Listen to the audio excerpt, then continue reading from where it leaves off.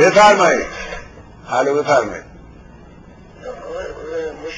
جانم بفرمایید.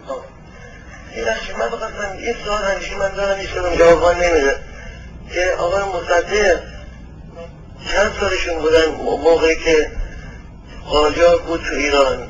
زبون بودن یا بچه بودن؟ این رو هم کجا میگه برادر؟ ممنون. هم سوالتون همین بود؟ نه من میخوام واقعا این میخوام بدونم. حتما خدمتتون عرض میکنم. سوال خوبی کردید. من میخوام بدونم که ایشون خیلی ملی بودن، چطور قاجار جلوش نمیگرفتن برای کارشون؟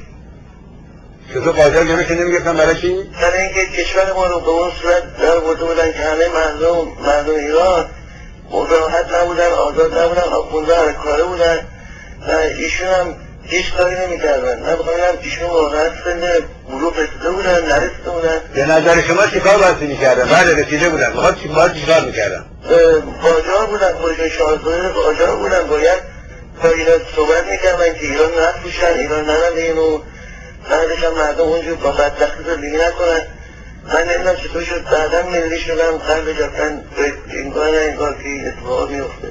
فکر نمیکنم برای اینکه بخواستن قاجار برگردن این کارو میکردن. چشم خدمتتون میگم. بزرگ قربان شما ممنونم. عرض میشود که میگوید که یک باری محمد علی میرزا از ما پرسید که ببخشید این تلفنم دوستان اذیت میکنن. اصلا که این محمد علی میرزا به دکتر مصدق میگوید که آقا داستان چیست، ما به نظر شما باید چیکار بکنیم؟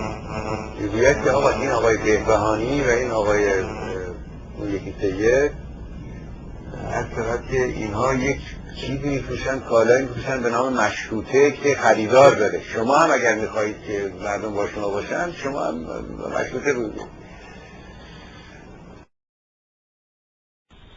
اون همه آزادی خواهان و بزرگان و دلیران و عرض میشود که روشنفکران ایرانی مشروطه وجود آوردن. دو تا آخوند هم بودن که هیچ بودن اصلا متوجه نبودن مشروطه هم چی.